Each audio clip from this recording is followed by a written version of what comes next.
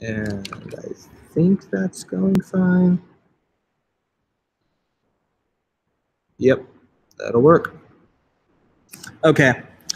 Cool. Any other announcements or things before we dive in? Yeah.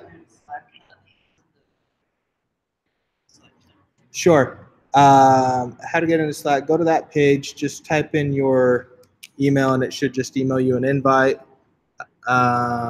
If not, just tell me your email, and I can invite you real quick. It's no big deal. All right, try that. If it works, if it doesn't, let me know. I'll get you. Cool. Okay, great. All right, so we have a little bit younger crowd here, so I want to start off a little bit more high level. Who here has built systems that do payment processing? Wonderful. Okay. What payment processors have you used before? Stripe? Stripe? What? Braintree? Yeah, great. Okay. So you're pretty familiar with, at least everybody's touched some part of working with a merchant account, working with the payment gateway, and all of that, right? Wonderful. Okay. So this will be relatively familiar for everyone then. Next question. Who here has worked with cryptocurrency at all? Okay. Excellent. Who here knows anything about cryptocurrency? Okay. Let me do it like this. 3 categories: complete noob, kind of know a little bit, or definitely know what you're talking about in cryptocurrency. Who's a complete noob? Okay. Know a little bit? Okay. And knows enough. All right. Okay. So, brief primer. I'm not going to go into what is crypto and all of that. That's easily available information anymore. But I will say this. It's hard to ignore cryptocurrency. I don't really care what people's own personal belief systems are in it, whether they believe it's going to take over the dollar or take over anything else or become whatever it is. But facts are facts, and it's a several $100 billion industry right now. I look at it this way.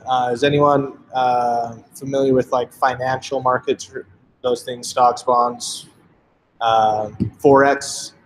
Anyone know like Forex, foreign exchange trading, right? Like buying the yen for euros or selling, dollars against the euro or whatever. Okay. Cryptocurrency is kind of interesting, as you guys know. I mean, it's really meant to be a decentralized, ledger-based accounting system for every transaction that ever happens, and meant to be transparent and honest at its core, right? Cryptocurrency is an interesting idea in its own right, but the true thing that came out of it was the blockchain technology. Is it proved to be an immutable ledger that would take just a ridiculous amount of hacking and processing power to really be able to change a blockchain, right? So it's quite safe that way. I don't really care what your guys' personal opinions are on whether crypto will take over everything or not. I mean, there's a lot of people who are like, anyone seen the movie John Wick? Okay. Excellent show. A lot of people who think it's like, I mean, cryptocurrency really got, popular in the early days and was originally used for a lot of illicit activities and things like that, right? Like you've heard about dark web or Silk Road or some of those things, But anymore, it's certainly entered the mainstream with the big crypto bubble thing we had back in December, January of late last year. And you guys have certainly heard plenty about it this year, right? With Bitcoin being the leader in the crypto space. All right, let me do a little bit more of a primer then. So you all are familiar with Bitcoin, okay? What other alternative coins are you familiar with? Okay. Okay, Bitcoin, Ethereum, right? Any others? Okay, all right. I'm gonna dive in here for a second then. Let's see, coin. So CoinMarketCap is a site that'll tell you basically it's going to rank the top 100 currencies. There's quite literally thousands of cryptocurrencies out there. Anyone can create their own, but it has to gain enough of a following to be relevant. And you can launch cryptocurrencies and do these things. But it doesn't necessarily mean that if you launch a cryptocurrency, it has any inherent value. You could go onto the internet and find a tutorial for how to write your own blockchain or crypto coin in Ruby and Node, whatever you want, and go through that tutorial and exercise in 2 or 3 hours. You need to have a good understanding of kind of how the tech works with it, right? But just because you've created a cryptocurrency doesn't mean it has any inherent value. For it to gain value, it needs adoption, it needs usage, it needs circulation, it needs to be traded, bought, and sold and consumed, just like any currency, right? Like the Zimbabwe dollar, I don't know what it's really called, is worth nearly nothing because it fluctuates so much that it's unstable, right? And what drives the value of a currency? Its ability to be exchanged for goods and services, okay? You know, one of the big arguments for cryptocurrency is traditional currency is backed by government and wars and armies and everything else, and that's what keeps it stable, right? Right, and there's certainly a lot of sides of the spectrum where, you know, oh, but the Federal Reserve can just print dollars at will. We're no longer on the gold standard. It's not backed by any of that stuff. And the Federal Reserve's not really a federal agency. It's a private bank that happens to work with the federal government. And you could go into a whole conspiracy side of that if you care. I'm not going there today. But the point is, the point of cryptocurrency was that no single individual or entity could influence its value because it's decentralized and out there and being used by the common people, right? So it's been really interesting to watch as it's grown. So I pulled up CoinMarketCap for a reason. You can see currently there are 113 billion US dollars worth of Bitcoin in circulation right now, right? $22 billion of Ethereum out there, $21 billion of Ripple, $10 billion of Bitcoin Cash, which is technically a fork off of Bitcoin, okay? 5 million of this EOS, or 5 billion, another 5 billion of Stellar, Litecoin, Cardano, Monero, right? And so just in that top 10 alone, actually, let's keep going. The top 15, all of those have over a $1 billion market cap. That's crazy, right? Like, that's a lot of real money circulating. And it's not funny money. You can buy it and exchange it for real US dollars, right? So it's big. And the premise is super interesting. Who here uses Venmo or Coin App or any of those? Why do you use it? Because, hey, what's your Venmo tag? Cool, here's $8 for lunch. It's easy, right? But you're still paying a 3% transaction fee on top of every one of those. So that $8 actually cost you $8.40 or 32 cents or whatever it turned out to be. And, you know, the person receiving it doesn't necessarily get charged that 3%, just the person sending it, right?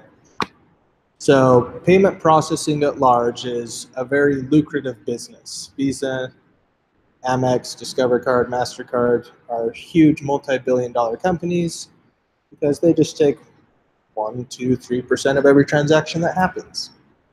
It's a good business to be in, right? You want to pay him money? Cool, I'll take 3% of it for facilitating that, right? Again, I don't care about what people's personal opinions are on whether cryptocurrency will become a mainstream thing and take over, you know, whatever. I will say this about it. It's big enough that you can't ignore it. If, you know, the 2 biggest communist countries in the world, China and Russia, tried to shut it down and couldn't. It's because it's going somewhere, okay? They full on adopted it at this point. So it's worth paying attention to. Here's where it gets really cool, okay? I can send you $100 in cryptocurrency with a near 0% transaction fee. I can do that for $100. I can do that for $1,000, $10,000, $100,000, $1 million, $10 billion, all with a very, very small, minute transaction fee. Interesting, right? If I wanted to send you $10,000, I'd normally be paying 3%. 3% on 10,000 is huge, by the way, right? Is that really worth? What is that? You know, $300 to send you $10,000. Or I can do a bank wire where your bank will charge you $20 or $40 or $100 based on how big that transaction is, right? The banks are always winning when it comes to these payment transaction things because they're the controlling entity that takes the risk of floating the cash for that day or 2 or 3 or 4 for the cash to clear, right? That's what you're paying for when you do these goods and services. So cryptocurrency is super interesting because you could quite literally avoid a lot of that, okay? Who here has a Coinbase account? Yes, one person. Okay. So Coinbase is one of the biggest companies out there in the States anyways. Let me be clear. For buying and selling and trading cryptocurrency. Okay. So it basically here in the States made cryptocurrency more mainstream. They're currently onboarding about 50,000 new users every single day to this app. Adoption's going huge, okay? You can see on here the main coins that you can just go in and you can see some things like, oh, here's my recent activity. I, transferred that to my account. I sent this to a friend of mine. I, did whatever, right? You can go in and just buy and sell cryptocurrency, link up your bank account. They'll only do wires or ACH things, nothing that I can do a credit card refund on because I can't do a credit card refund on cash transactions, right? But I could just go in there and buy, 1 Bitcoin and, one Bitcoin, and it would just charge me $6,627 to do it at the current exchange price, right? And I could do that, and it would go right through whatever. And so Coinbase is pretty good that way. If you don't have an account, go set one up. If you want to play with it a little bit. So they really helped out a lot in the whole sense of like making it more accessible for you to just buy it. They're an exchange is what they are. Okay, so similar to a stock exchange, New York Stock Exchange, you exchange your cash for stock. They're doing that. Okay.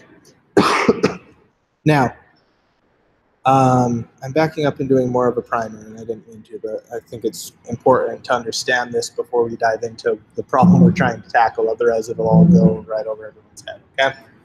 So again, there are hundreds. Let me put it this way. There's thousands of cryptocurrencies and about 100 that are relevant and about 50 that are very relevant, okay? Just to set the scene, right? And what I mean by that is for one of these currencies to be relevant, again, it needs to be in high demand. It needs to be exchanged. It needs to be traded. It needs to be bought and sold and consumed, okay? So you guys have all heard about people who have made and lost a lot of money in cryptocurrency. What does that mean? Right? Basically one of 3 things. There's basically 3 ways to make or lose money in crypto. You can just buy it and hold it and possibly sell it at a later time, just like you would a stock, right? You can mine it, and mining's interesting. Who here knows anything about Bitcoin mining, crypto mining? Cool. Explain to me quickly, how does Bitcoin mining work? Basically, you set your computer up, and usually your computer, along with a lot of other, to process transactions. The idea is that if you're giving your computer power to process transactions, you're like competing to be able to be the person that processes a transaction, and if you successfully do that, then they give you in exchange like part of a Bitcoin, whole Bitcoin or whatever, and that's actually part of how the economy is regulated because they're constantly pushing Bitcoin into the Bitcoin economy by the people that mine it. Good, very good. Yes, great answer. And just to add a little bit to that, how that works, like I said, there's a very, very small percentage of that transaction. When I send you, whatever, I'll send you 1 Bitcoin, it might charge me 0.0001 Bitcoin as a transaction fee for doing that. Now compare that to the 3% fees we're used to paying everywhere else, right? But what that does is that goes to the miners for operating the equipment to validate the blockchain is what they call it. They call it solving blocks. And so basically, to oversimplify it, the blockchain is a distributed master ledger that has to be up to date so that I can say, all right, Katrina, you owe me $5, okay? You pay it to me, and I say, hey guys, I have $5, and I'm trying to, I want to now send you $3, and before you can accept my $3, you need to verify that I actually have the $5, right? So you go to my computer or his computer or whatever, to all these computers, and say, hey, did Katrina really send Ben $5? Does he have the $3 to be able to send me? Has that transaction cleared? Yes or no? No different than a pending transaction in your bank ledger, right? And so typically, Block Explorer.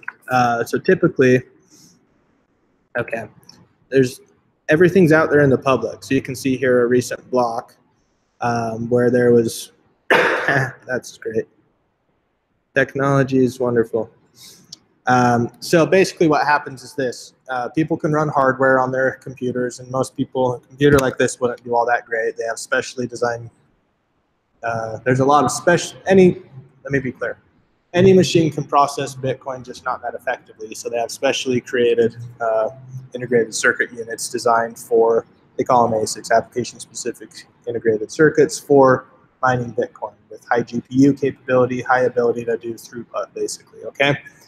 And so what happens is they don't just reward a single transaction. Typically, they'll reward what they call an entire block. So this one is like one of the most, this Bitcoin block had 2,710 transactions within it, and it was responsible for 8,330 Bitcoin being transacted in those 2,700 transactions. And the person who mined and solved this block earned 0.21 Bitcoin. Okay, 0.21 Bitcoin is $1,200, by the way, right? So that's not bad. The only thing you don't know is how long does it take to solve these blocks and how much computing power is needed. And there's a whole thing out there. I'm not going to go into that today. But that's the premise of it. Your computer is out there saying, yes, Katrina's transaction to Ben was legitimate. It's cleared my block. And typically before that becomes available on any exchange or any wallet service, it'll require 6 validations or 12 validations or something like that, okay? So that's the notion of it. Does that make sense? All right, so that's kind of like crypto blockchain 101, okay? So it's really interesting because you can't fake it. It's a public ledger. Now it is anonymous. I know your wallet address and that's publicly available, but I don't know that it belongs to Katrina. I just know that Katrina told me, I'm sending you it from this address. Please, give me your address, and we've got it. So if I look at a single transaction, here's a transaction, for example, you'll see that it consumed one input of 7 Bitcoin, and that got turned into 2 outputs, one which was that fee and one which was the actual amount being sent, right? So on sending, let's do the math on this real quick, just out of curiosity. So on sending 7.7, so for sending $50,000, okay, this person got charged a $7 fee. It's not bad, right? Where else are you going to do that? Let alone for me to be able to do that from United States to anywhere in the world without going through a different base. So interesting, right? For e-commerce, that's very cool. I could sell you a car for $7 transaction fee. Oh yeah, let's do that. Because most companies are used to giving up hundreds, if not thousands, in merchant processing fees, bank fees to do that type of volume, right? We already decided that sending $10,000 would cost me $300. So that would mean sending 50,000 would cost me $1,500 or 7. All right. Made the point, right?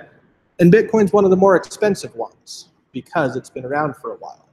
There's other ones that are completely free, no transaction fee at all. Okay,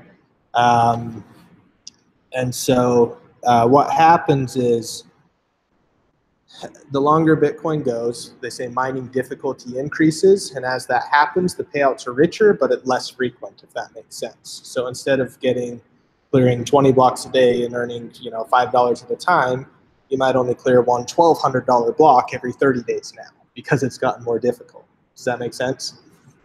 So anyway, there's a whole thing out there of people who pool all their mining capability together and split the earnings and whatever, just to get more frequent things out of it or whatever. But that the notion is it's self-governing, that the programming within the coin itself determines all of that stuff.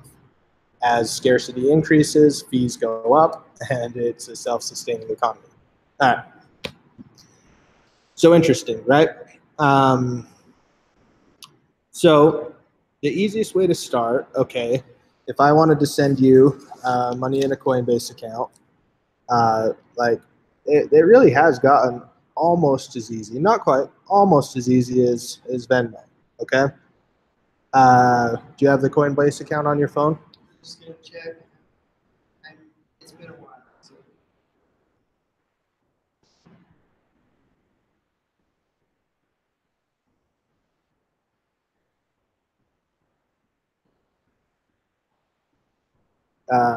I'll show you really quickly.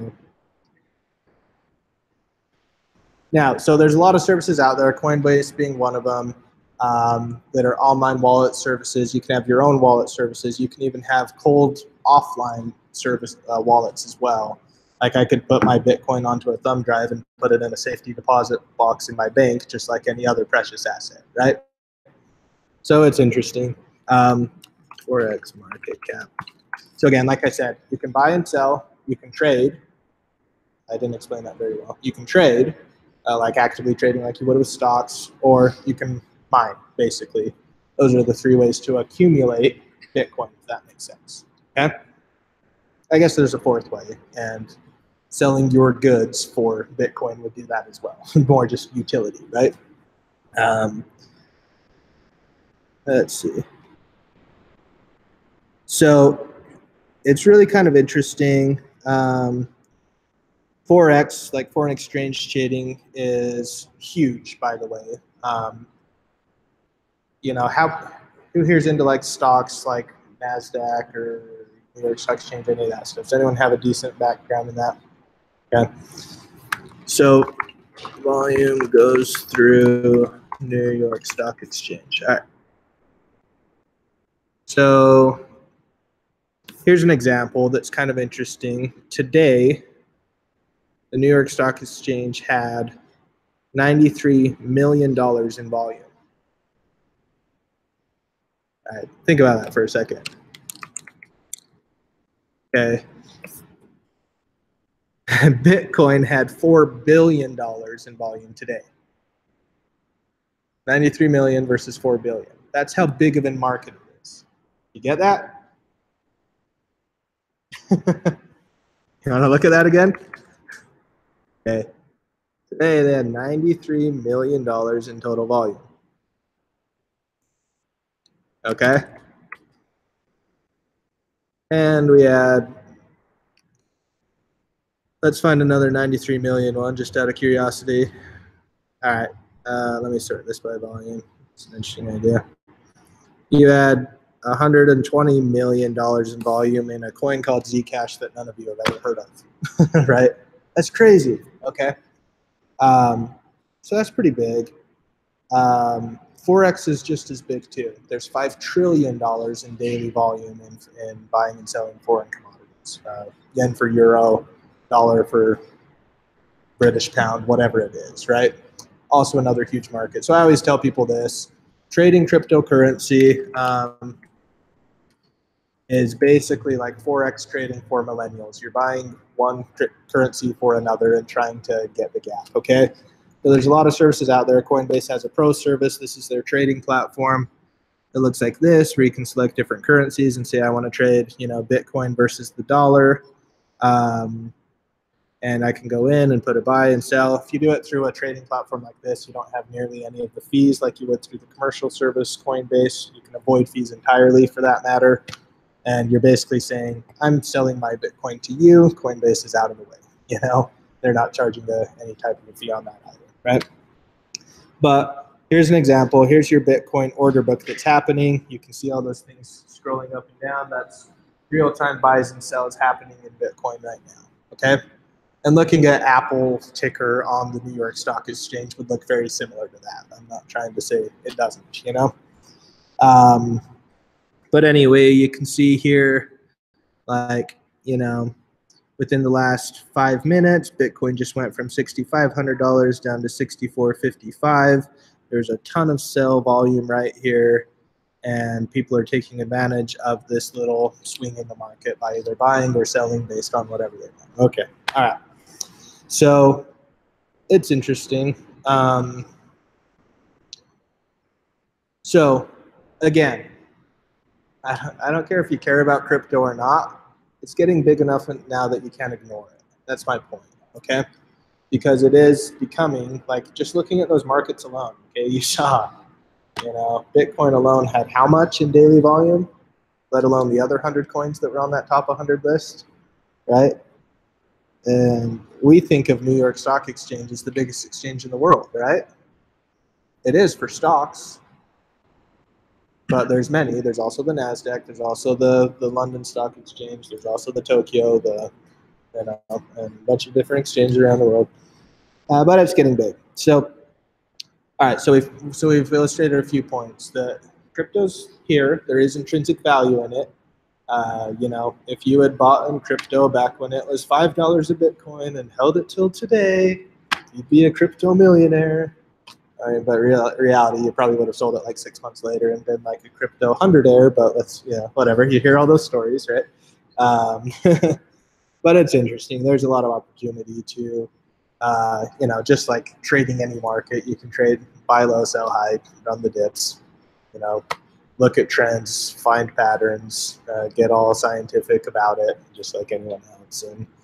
And it's really interesting. I know a guy who turned $17,000 into $13 million over the last 2.5 years just by trading crypto. He's 26 years old. Crazy, right? I know a 16-year-old who took $300 and turned it into $45,000 too. So son of a friend of mine. Okay, interesting, right? So, you know, they didn't just get. I mean, they didn't just get lucky. They made plenty of mistakes along the way too, but they learned how to do this stuff, you know? So, all right, all that said and done, that was a much longer primer on crypto than I ever wanted to give. But the whole point is, you know, there's a lot of different markets. There's a lot of different crypto coins out there. There's basically 5 or 10 big coins that you should care about in this space. Bitcoin's the biggest. It's the most stable of them. Ethereum's number 2, and it's declined in value a lot lately because Ethereum was one of the first coins that basically created a formula. They called it EC20 that allowed other people to just basically create their coins off of the Ethereum theme, and it would all work on the same blockchain, if that makes sense. So you could have launched your own crypto coin on the Ethereum blockchain following this specific protocol, if that makes sense, right? Anyway. Litecoin's another very big one. It's probably, volume-wise, it's not number 3 right now, but popularity-wise, it probably is. Ripple's another huge one. Bitcoin Cash. Those are kind of the ones you should pay attention to, you know? And there's more, but whatever. But anyways, that's kind of the notion of it, right? But I can very quickly and easily just, send you. If I wanted to send him $10 right now, he would get, I mean, that transaction fee that's going to come out of that thing is so minute, it's not even worth counting, you know? Fractions of a penny that he would pay for that transaction. And the truth of the matter is that $10, because of the volatility in the market, is probably worth $10.05 in 20 minutes and $9.85 in an hour, you know what I mean? Just because it does that a little bit, right? There's other coins and types out there. There's coins called like stable coins, which try and peg the US dollar to a cryptocurrency that you can change and put your money into that so it stays relatively the same value over time and doesn't just rise and fall. And there's a lot of strategies and things out there. All right. So all that said and done,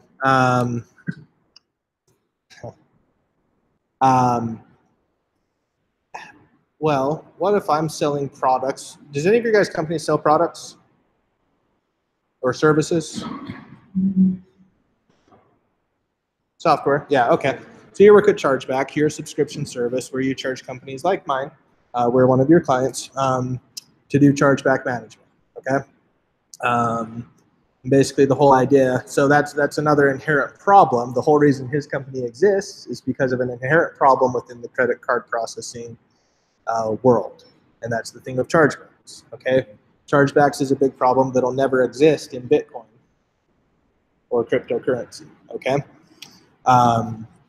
But companies like American Express and Discover, which are kind of the more, high-class credit card companies, really made chargebacks problematic for businesses a long while back because they care more about you as a long-term customer than they do about that one transaction that you are disputing. So a chargeback is basically this, I buy something for you, and for whatever reason I want a refund and can't get it, I'm dissatisfied, I contact my credit card provider and say, file a chargeback. It could have happened for a variety of reasons.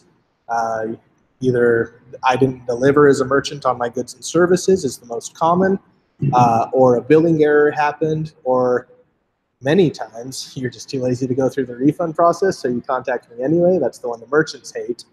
And chargebacks create caseage, which can either be closed or they can be won or they can be lost. And the challenge is if you do a chargeback against my company, whether you win or lose, I still get screwed. That's the problem with chargebacks. So basically, every chargeback I get, I have to pay anywhere from a $20 to $30 fee on. And if I win the case, I get to keep the money I collected. But if I lose it, I also have to refund that money to you. So just the fact that you open a chargeback hurts my business, which is why many companies have an always refund policy, because I don't want chargebacks. Now, it gets really problematic if I exceed a chargeback threshold of 1% of my total transactions that I do. Now I have to pay fees that can range anywhere from $5,000 a day on up, right? And that's the type of thing that can just destroy a business. I'm only bringing that up because I don't know, it's another inherent problem within the credit card processing space. So not only do I have to pay for, as a merchant, not only do I have to pay basically 3% plus whatever transaction fees, plus whatever refunds happen, plus whatever chargebacks happen. Many businesses aren't paying only 3% in processing fees. High subscription-based businesses are often paying 5 to 7 to 9%, depending on the risk tolerance of their industry, because of chargebacks and other problems in that space. So it gets super expensive. So that same $50,000, 3% sounds nice. I know in our business where we have more of a net effective 7.5% transaction fee when all said and done, because of the amount of volume that happens there, So that same $50,000 didn't actually only cost me, or $10,000 didn't cost me $300. It cost me $750. And on that same $50,000, now that costed me $3,500 or $7. Which is interesting. It's interesting enough to look at why I would want to take cryptocurrency, right? All right, made a point there.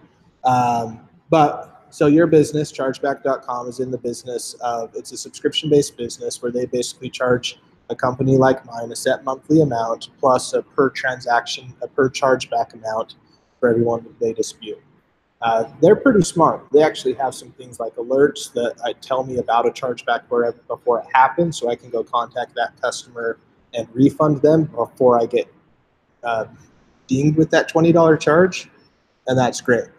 Still cost me like $10 or something like that. I don't remember what our rate is. They negotiate that based on size of account. But 10's better than 20 as far as that goes, right? So anyway, but his company bills us regularly, and I don't remember if we pay by card or wire or whatever it is, whatever returns or whatever. But one way or another, let's just assume they just charge my card every month for it. and they are also paying 3% plus whatever transaction fees to whatever their merchant account processor is, you know? All right. So that's e-commerce in a nutshell. It's a lot more messy than one would ever think, you know? You use sites like Amazon and you think it's all just gravy. And pretty simple. And yep, they remember my card and they'll never screw up. And if I do, my bank will just protect me. Discover fraud protection, Amex fraud protection, Visa, Master, whatever. You know, the prices we pay are basically the price of somebody taking risks to facilitate our transactions. All right. We understand it all. Did I beat that one to death? Anyway, just trying to paint the picture, right? So, but what if you guys have seen when you walk into a local restaurant, you know, 2% discount if you pay with cash, right? 1% discount if you pay with cash, right? People are trying to do things to not have to pay that 3% on that sandwich they had. You also walk to restaurants that say we don't take credit cards, and you hate it because you understand why they don't, because they have thin margins and need to keep every penny they can, but they're losing your business because you don't carry cash around anymore, you know? So what if chargeback.com could charge me in crypto? If I'm paying them $1,000, $10,000 a month, they'd be interested in saving that $300. I'd be interested in getting a $100 discount for doing it, and we both win by cutting out the middleman, right? Now, there's some inherent pros of it. It reduces transaction fees, and cons of it. That transaction is gone. You handed the cash over. I'd look at it as much more of a cash-based transaction than anything else, you know? Once I send you money, it's gone. I can't get it back. Nobody's protecting me out there. But they're not with your cash either. So I'd look at it as a cash alternative, honestly. Fair? Okay. So you wanted to start accepting cryptocurrency in your e-commerce site today. Where would you go? What would you do? Right? Type in Google and figure it out. Coinbase itself has a few simple things that you can do just right out the gate. Like I have, let me see if I can even find it.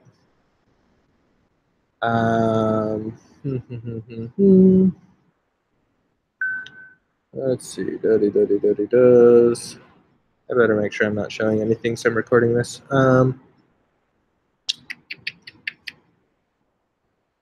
They have some easy buttons. I don't know where it is, honestly, to just put like, here's a badge that you can donate crypto to me on.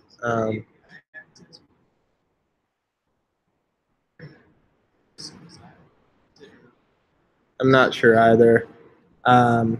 Anyway, they have some things like that where you can just, obviously I can just share with you my QR code or share with you my wallet address and you can send me whatever.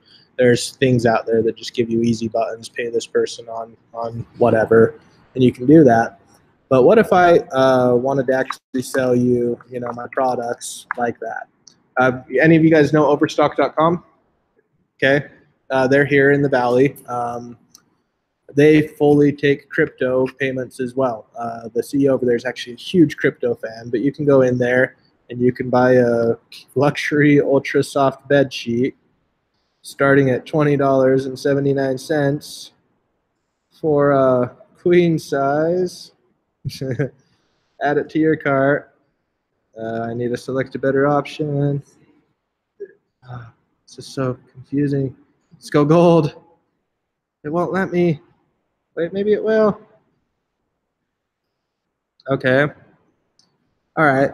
Add $10 for free shipping. That's okay. So I can go through and check out just normal or through PayPal, right?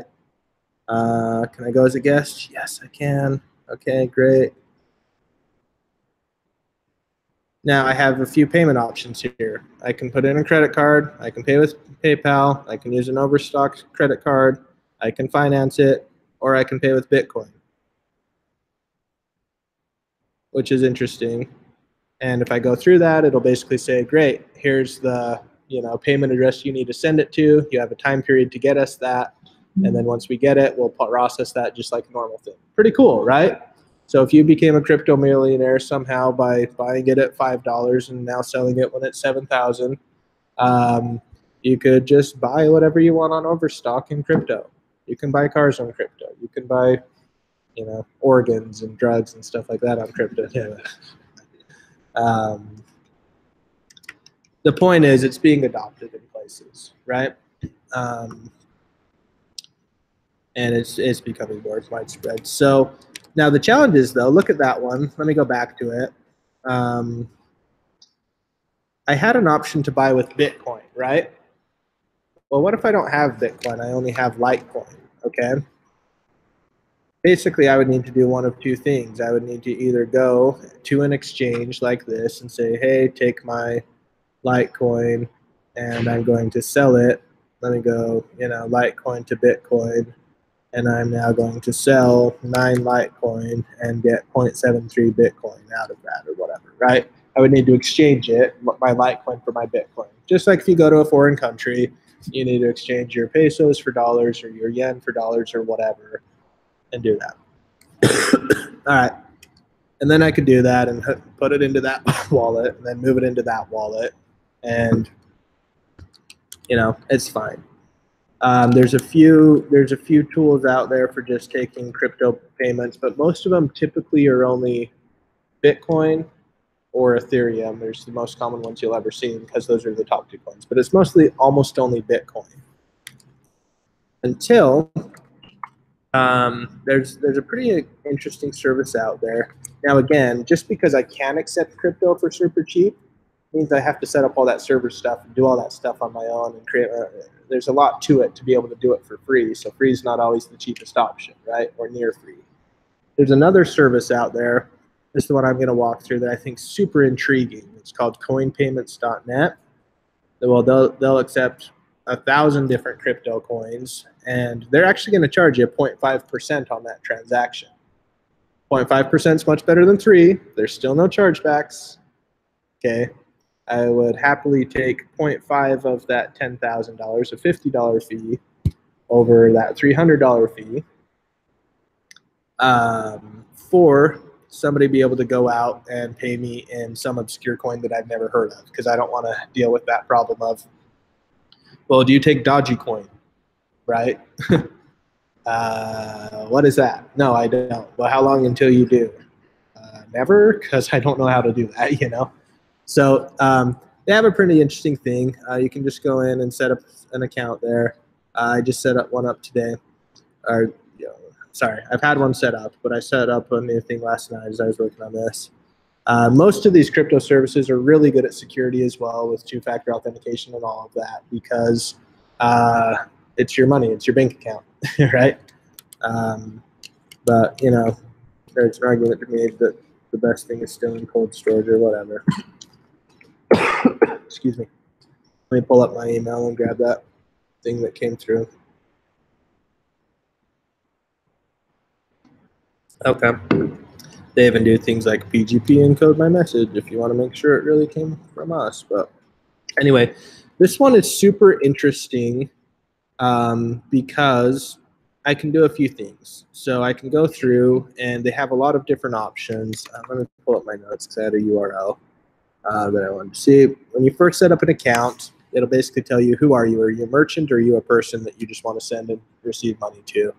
You could go through as a merchant, and it would say, okay, what payment methods do you want to support?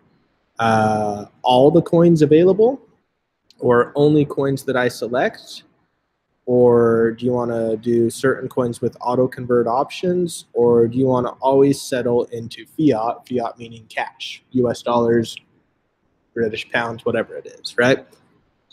I was gonna ask you something, but like, to start accepting it just because it's made, they were a little worried about like, still they could just bring it in cash. So this to me is why this service here is worth the 0.5% that they're charging, because you have a few interesting options here.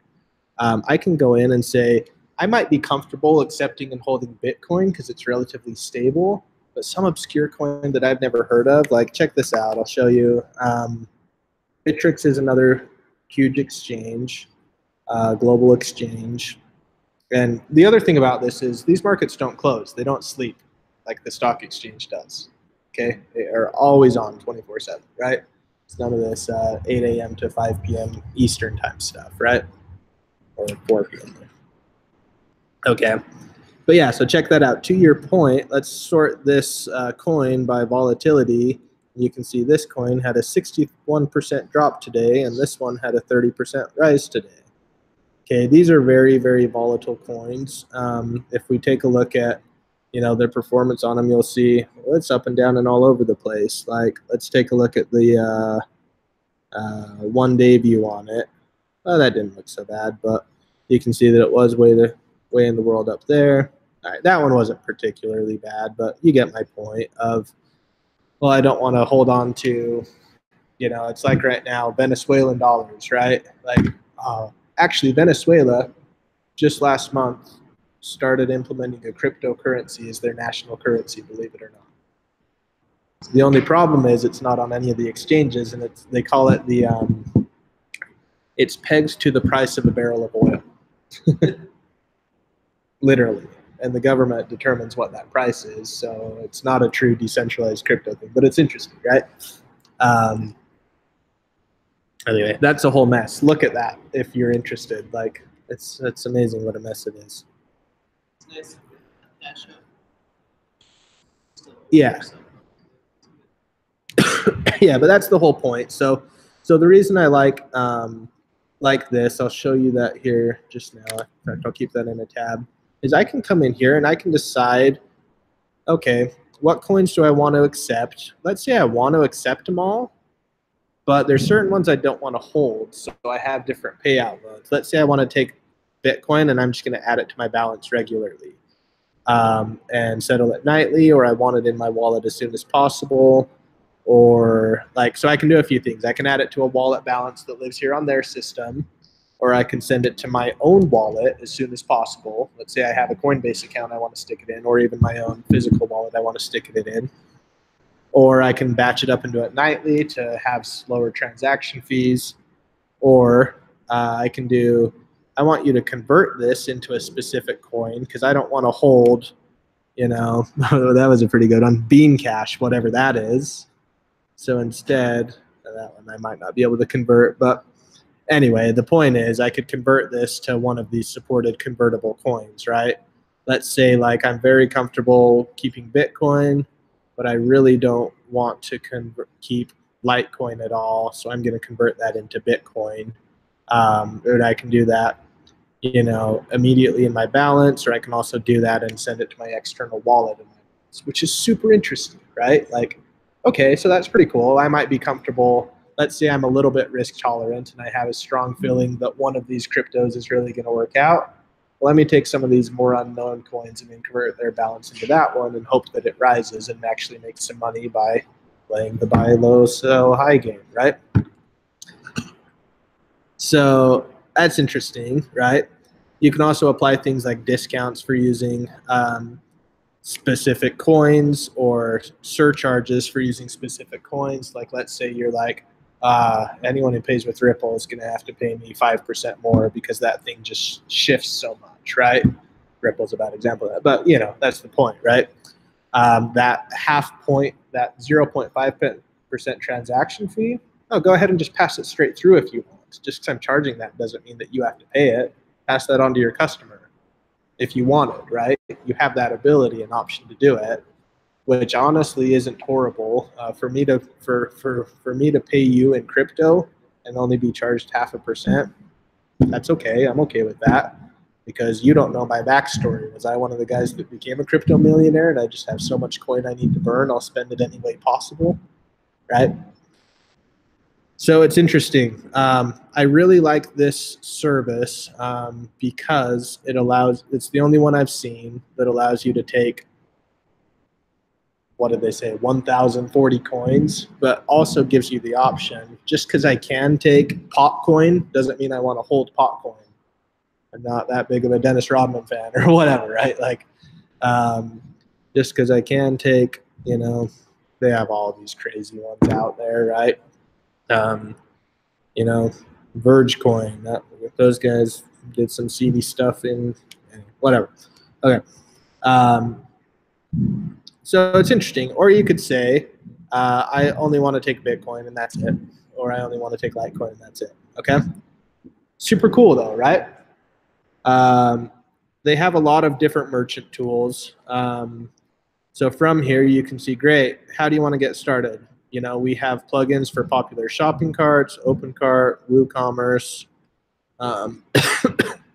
whatever else. So by them providing integrations into some of these bigger services, Magento, Drupal, OpenCart, Shopify.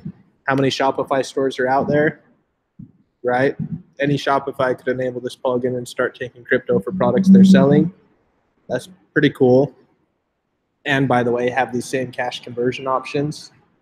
I mean, that's pretty cool. You know, you could get started just like that. That's probably one of your easiest ways of integration. Like if you wanted to do an Etsy shop, great. I'm using Etsy as an example, but throw it up on Shopify, plug in this thing, and sell your handmade trinkets and accept crypto and make some money, right? Like, so that's interesting. They have these custom button creators that you can create too. Let's say you just, you wanted to do a board game or something and put it out there for a fixed price. You could just embed this HTML coin onto your page that just says pay with coin payments, and it would give you, basically, let's say I came in here and said my socks, they cost $10, or I could set a Bitcoin price or whatever. They get one. I have to pay local tax, so I'm going to call that 6.5% on top of that. And maybe they have a shipping cost of $2 per item and $1 for additional item. Anyway, they're pretty interesting. They have webhooks you can tap into for a success URL or a cancel URL or whatever.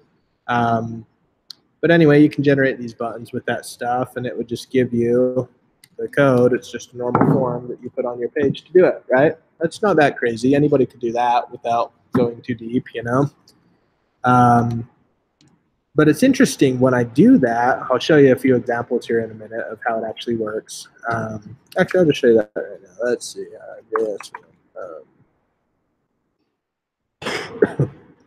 All right. We can run it here. We can run it anywhere, right? I think it's blocking me because I'm in JS Fiddle. Hold on. Code pen. Such a good example. If we can do it here, we can do it anywhere, right? All right, let's try this again. Okay. Click on this. They're doing the same thing. All right, if we can do it here.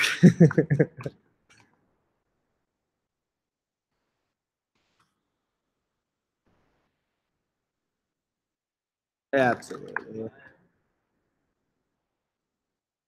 We can do it here. We can do it anywhere, right? All right, so it takes me to a thing, and I basically have an invoice right here that I need to pay now. It's $10 for one item, and it's locked in there. I can put in I said it was a shipping item, so it's asking me for my shipping info. But I can basically come in here and choose whatever coin I want to pay with. There they all are. Like this is their like PayPal button, so to speak, right? That I could come in here, pick one of these ones that I had selected. Let's say I just want to do Bitcoin. I hit complete checkout. It'll tell me to fill out some form I didn't do, of course. Let's see if any of those other ones were required. All right. 123 Fake Street in Toronto, Canada. I don't know Canada's state code, so we'll try Salt Lake City, Utah, 84101. Okay. Complete checkout. Now it's kind of interesting. So you might wonder, how does this work? I mean, if you think about it, any cash or check-based transaction in business is really invoice driven. You have a pending invoice, did you pay it, yes or no, So again, crypto is a cash alternative, okay? And it ought to be treated the same way under an invoice system. But this is interesting. So it generated that invoice that I now have to come in and pay. Here's a QR code for it. Here's that wallet address. It's saying that I have to pay this amount of money, 0.008 Bitcoin. So I just need to send it to this ID, and this expires in 6 hours. Why? Because these rates are changing all the time. Okay, and you don't want people timing that market so much that I locked in a rate. Remember how I was showing you this chart over here, how it just took that big dip right there? If I timed that right on a large transaction, I might have just saved $100 or 10% or 5% or whatever it did in that short amount of time, right? So there's a little bit of like fluctuation and volatility you have to be comfortable with when it comes to taking crypto payments, okay? But you got to remember the main goal for a lot of people taking crypto is accumulating coin, again, by acquire low, sell high, right? Or I set an option in here that says convert that straight to cash for me, convert that to fiat for me, because I don't want to be involved in that volatility game. Just give me the money that I made, you know? So there's options for any of that. But basically, I would just go into my wallet address, and from my phone, I could just snap that QR code via the Coinbase app, pay it, put in that number 0.86, just like I would in Venmo, and send it off. And basically, they tell you on there, make sure you send enough to cover any coin transaction fees. Please send that much to here. If you happened to overpay, they would just kick you back whatever you overpaid. If you didn't pay enough, they'd say, great, you got one payment in, now send another to do the balance. Now what happens is when this is done, you saw in there I had the ability to define a success URL or a cancel URL or whatever to communicate back with my app or service that this transaction went through or not. That's basically how any wire transfer or check or cash-based transaction works today anyway. Whoever gets it validates the wire came through, tries to tie it back manually to that person's account and invoice, and mark it as paid. That's like traditional accounting prior to credit cards. Fair? All right. So that's how they've done it. A modern solution for an old problem, really, But you have to treat those things like cash solutions, like cash transactions, really, because it is. There's no refunds on that, right? That one was on custom button generator. Okay, so they have those different things. They even have like, hey, I'm just sitting here. I can just pull this up on my phone and like just do point of sale stuff. Let's say I wanted to do this at my lemonade stand. Okay, I could just put it in there right there. Say, hey, pay me this, whatever. Watch it come through. Great, you made your transaction. The lemonade might be warm by the time you're done with that, but in theory you could, right? And just do it right then and there. They have this really janky looking little like calculator looking thing that does that. But I could even say, look, I want you to pay me $5. I'll let you change that currency, like whatever. And this tool is actually kind of interesting too because, they actually support PayPal as well. So if you wanted to say crypto or PayPal, that's fine, and they'll just pass it straight through to your PayPal account too, which isn't bad, really. Like if you're thinking, I just need a commerce solution, do I go with PayPal? Do I go with Stripe? Do I go with Bridge? Whatever, right? You can do that. They're not going to mark it up. They're not going to make anything off of it. It's just going straight into your PayPal account for you to do whatever you do with it, right? So here's all the different things that they have as far as integrations go. Like they have shopping cart plugins, API stuff, and that's what I was planning on diving into deep today, but we're going to be touching it lightly just for time's sake. Invoice builders, point of sale interfaces, simple buttons, advanced buttons that do fancier things, shopping cart buttons, donation buttons. You want to just add this to your open source project, send me a donation via coin payments, and you can do it in whatever crypto you want and rock and roll, right? So anyway, I was up late last night, and there weren't any Ruby APIs that were very up to date or complete on Coin Payments API. So I started wrapping this thing and building it out. Who here? You guys, you've probably done a lot with APIs over at Chargeback. Have you guys done much with APIs, wrapping or building that stuff? Yes, no, kind of, some. Okay.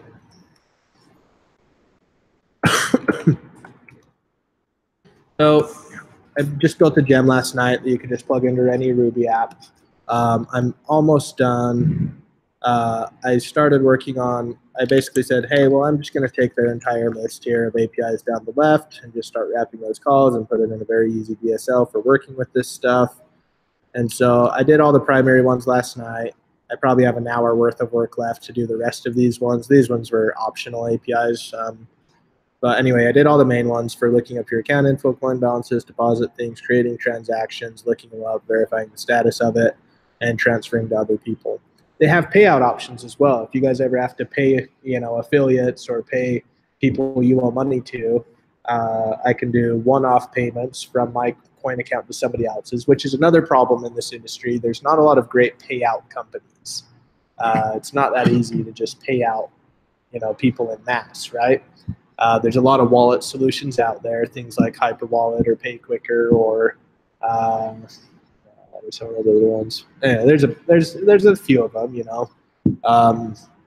but from a business setting, it's not like I can just like PayPal every single person or Venmo every single person that easily, and I sure don't want to pay those fees every time I do it, right? That's kind of the problem is with that is those fees get too high when you're doing mass payouts like that,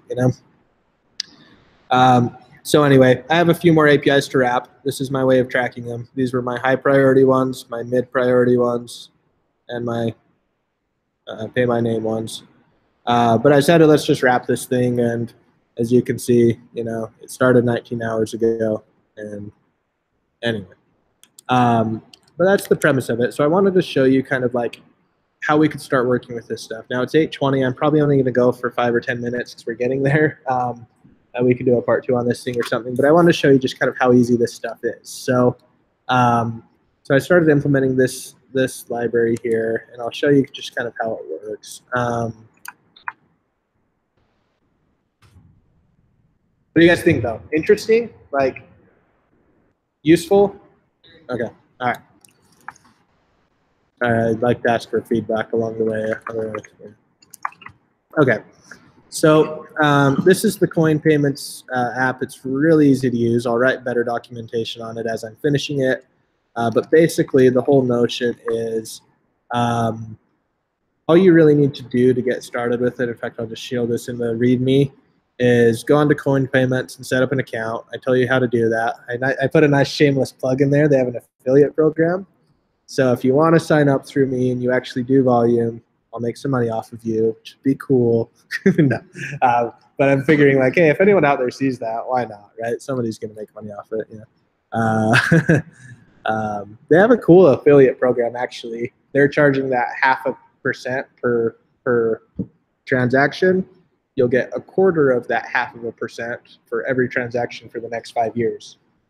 Oh, you should sign up chargeback off of your own affiliate link on that and convince them to go and do that, right? Interesting, right? Like, all right, but if they did $1 million in volume this year, I'll take 0.125% of that, 1/8% of that. That's cool.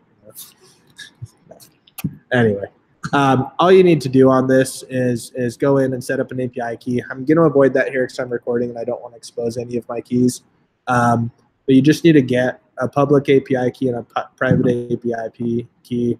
And I've built this API gem very simple where you can just put those in as environment variables. I could easily change it to do config values as well, but most anyone's using environment variables. And if you just set those 2 environment variables, everything else will just work, okay? So in it, you have an environment sample file that tells you what you need. You'll just put those 2 things in your own environment file. I'm not going to show you mine just for keeping it off of the recording. I don't really care in this setting, but and then basically, excuse me, basically the API works very simply. Like once I have those in there, I'm just going to file up a pry console. I can just start calling their API, and I've made it very, very simple.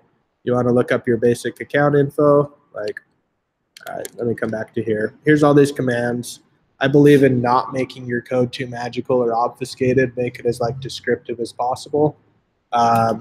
So if you want to come in and look up get basic account info, all you need to do is call Coin Payments API, get basic account info, and there it is, right? And there's my stuff. If I want to look at exchange rates, all I need to do, and I'm just going to call this CPU real quick. For me. All I need to do is call get exchange rates, and there's the exchange rates for all the different cryptos that are there, which is kind of interesting, you know, just informational stuff. I could pass in specific ones. I could say only show me the ones that my account accepts, and it would just return the ones that I've elected to receive, right? So if I wanted to build a page that's like, you owe me $6, choose your payment method, great. Here's where you send it to. It'll just give me all of that, right? I can check my own personal balances in there. I don't have anything in this account yet, so I'm not worried about any of that. It would tell me I have none, right? But if I could see, they have this option, like whether I have it or not, show me all the balances in all of my wallets anyway, and it would return all that stuff. I just bring it into OpenStructs because it's kind of easy to work with, but whatever. So I built it, I don't know, I'm still working on GSO a little bit, but similarly, I could look up my own wallet addresses for specific currencies. But let's get to the fun stuff of creating a transaction, right? So I could come in here. The API is really quite simple, where they have a few required fields and a few optional fields. And it's important when you're working with any gem to understand what the API is actually doing too. Like just because there's a gem for something doesn't mean you shouldn't read the API docs from the actual provider, because what you'll find is that developer may have only implemented the features he cares about, not all of them, right? And so I have implemented all the features just because, you know, but I've kind of denoted which ones are common or required and which ones are kind of silly. But anyway, for me to create a transaction, all I really need to do is pass in an amount, the currency that I want to charge of that amount, the currency I'm trying to charge them in. So 10 US dollars, I'm going to charge them in Bitcoin. I need a buyer email because they'll use this to send them a notice if they either underpay or overpay and need a refund. And then I have these other optional fields, like I can pass in a different address to send the funds to. Like, let's say I was doing a middleman service and I said, I'm going to allow you to pay him so I can pass in his address rather than mine, and it'll just do that, or something like a marketplace type of an app, right? Buyer name, item numbers, invoices, just for our own use, custom fields if you wanted to track anything specific in there, maybe a user ID or something like that, right? And then I could change my callback URL on everything else as well. But anyway, so basically, you know, if I did something like that, here, I'll show you this. This is kind of cool, okay? I'm going to just charge, all right, $10 in US, 10 US dollars in Bitcoin to John Doe here. So I make that transaction, and it's going to return to me back a status URL that I can see for when people need to pay. It'll also give me back a QR code that I can just display saying, hey, you need to pay me this amount. You can scan this within my own app if I don't want to. The point in doing an API integration is not to send them to a third-party site, right? Keep them in your environment, in your domain. But basically, it's just telling me on this. I mean, I'm basically creating invoices for these people at this point in time, you know, saying, hey, you owe me however much you owe me. Now it's kind of interesting. If you look at this, I'll spit it out as a hash just so you can see it a little cleaner here. Okay, that's how much they owe me in Bitcoin. There's the transaction ID. There's the address that they said it. They need 2 confirms on the blockchain for it to go through. So they're not asking for an exorbitant amount. That should happen pretty quick. And this is what it's going to expire, you know, that timeout. So this one expires, 5 hours and 60 minutes, right? 5 hours and 6 hours, not, whatever, don't judge me. 5 hours and 60 minutes. All right.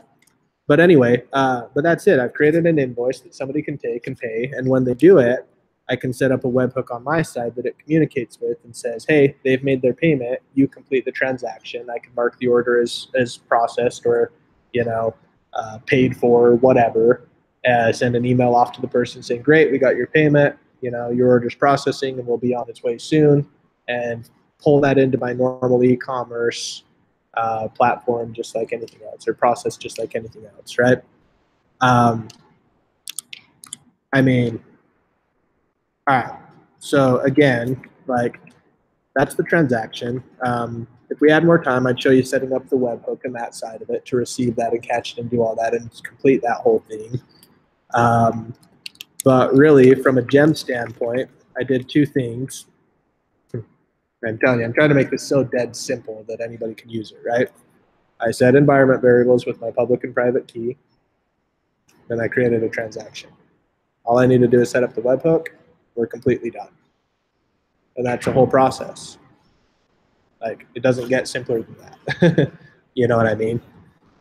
So it's interesting. You could do fancier things. I could create PDF invoices and share that and allow people to print that or do whatever with it, right? It'll have, these ones that I can even just send to them. Since I have that, I could do that thing or show them a similar invoice like this one over here. Like this right here, okay, I could reconstruct this entire page based off the data that came out of that call. That's the amount they owe me. This is the transaction ID. That's for my own tracking, honestly. So I would create a transaction record in my own system saying pending, and when it gets completed, I mark it as complete, or if it times out or they don't finish it, then I discard or void the transaction or whatever, right? This is the address they need to see it to. See, it matches there. And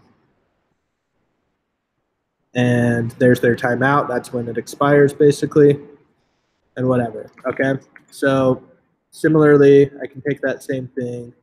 They have other options. I can look up my callback addresses. I can look up a transaction in an actual transaction to see the status of it from our systems. We could show on our side, since we track that, like, all right, here's that transaction. Again, I'll spit this out to a hash just so you can read it easier. That's the time it was created. This is the time it expires. Okay. This current status is 0. You can map that to, waiting for buyer funds, waiting for coins, Bitcoin, that many Bitcoins in Satoshis, that many Bitcoins in actual Bitcoins. Here's how many I've received. Here's how many confirmations, and that's where they need to send it, right? So I can just give them a status thing and say, hey, I'm waiting for that.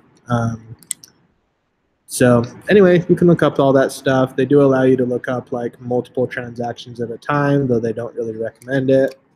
Like I could look up 2 at the same time, and that one was canceled and timed out. Or I could pass in that same one with it. Anyway, and see all of those things coming back, right? Okay.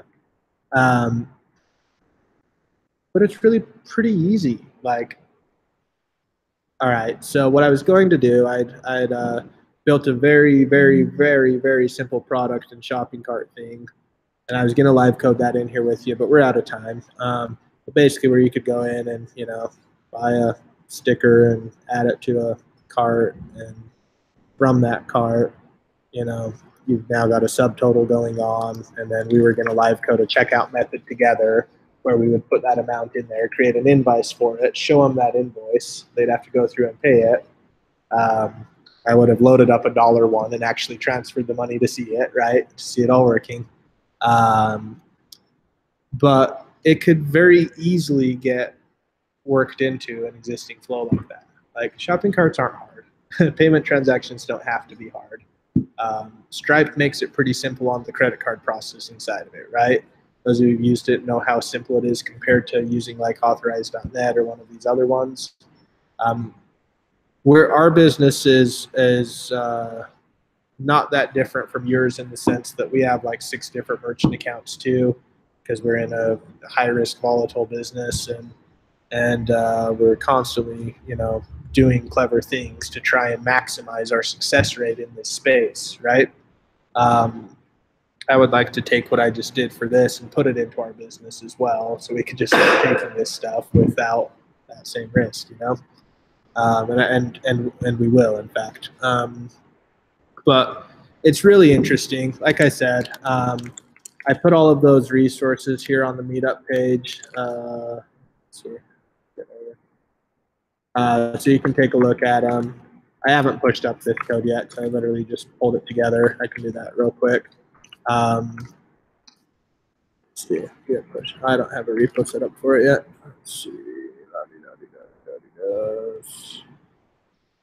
New repo. Crypto cart.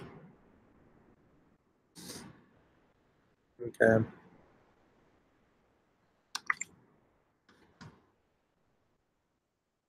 This cart won't be of much use since we didn't finish the exercise, but anyway. But there it is. There's the code for that too.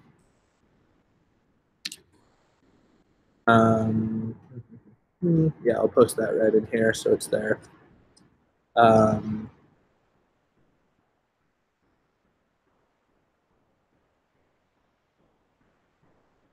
Maybe. Okay. Anyway, but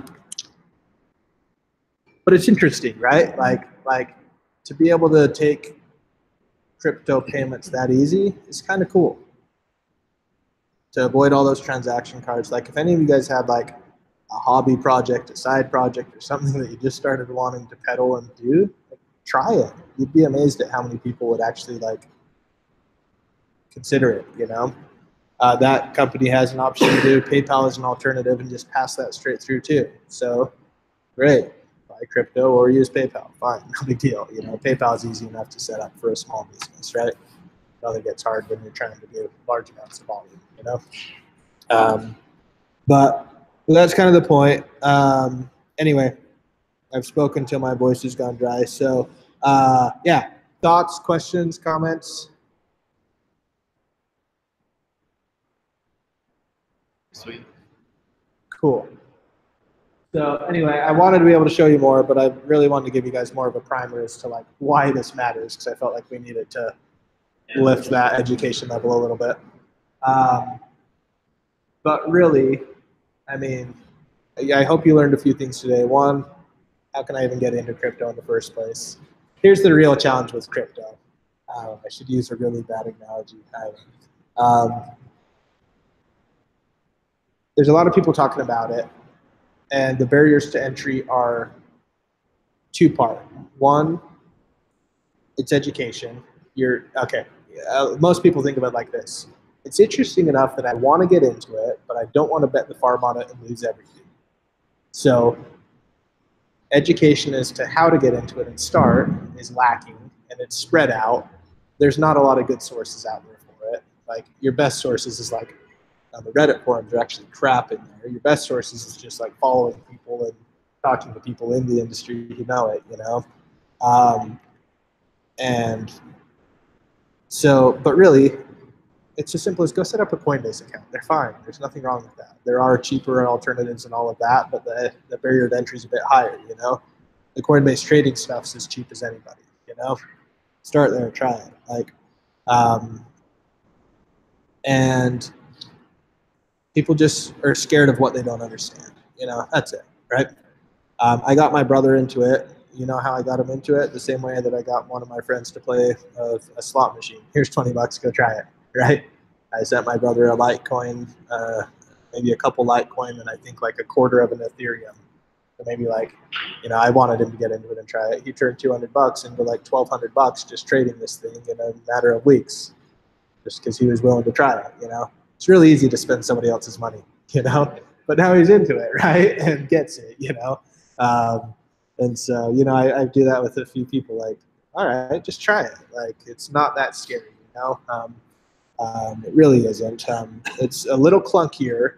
There's still some barriers to adoption. It's still a little clunky doing this whole wallet thing. It is. It's not as easy as Venmo. It could be. Someone could create a Venmo app for it and do that. The opportunity to take 1%, 2%, 3% on top of that is very attractive. So there's a lot of people trying to do that, you know. But I think it's interesting. Again, you know, if I were just to wrap it up, I'd say like it can't just disappear. There's too much money and volume in that for it to happen.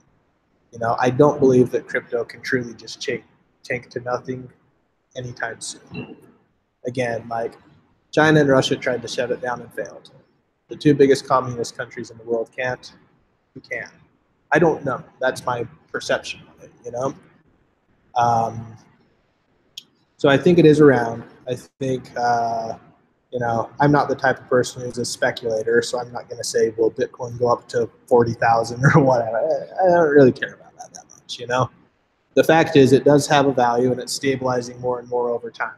There's stable alternatives to keep these things at a volume as well. It absolutely went through, I personally believe crypto is a bubble with very thick and very morphy walls. It's not going to pop anytime soon. Famous last words, right? But it's not going to pop anytime soon. Very thick walls and very morphy. But what will emerge out of it with the technologies that come with it are quite interesting. Okay. Whether you give a crap or not about buying and selling crypto high or low, you certainly care about only getting charged a fraction of a % on your transaction fees if you're trying to sell the product. That's cool. Even just like being able to, you know, transfer money, like, you know, who here's families not all close, right? Anyone have families states away or countries away? I do. I have, yeah, family in Peru. Every time I want to send them money, I have to use a service like Zoom or Western Union or something, and I get charged 40, 60, 80 bucks at a time, and it's horrible. Or I could get them into crypto and not pay anything for that. You know, it's interesting, right? So anyway, taking transactions with it, I like with what I just did there with coin payments, there's other ways too. There are ways to do it for truly almost free, but nothing that gives you those flexibilities. That's what I like about that one. I'll happily pay them a half a point because I can also pass that on to my end user for what it's worth. So no difference to me if I wanted to do that, right? Or split the difference or whatever. But for me to be able to take 200 currencies or 40 currencies for that matter, okay, I wouldn't do that, you know, but even to take the most popular 100 coins out there, you've got it covered, right? And be able to just convert that into cash or Bitcoin or Tether coin or something like that. It's pretty cool. So anyway, yeah, I hope that was interesting. I hope, you know, you got something out of it. That's it. Thank you.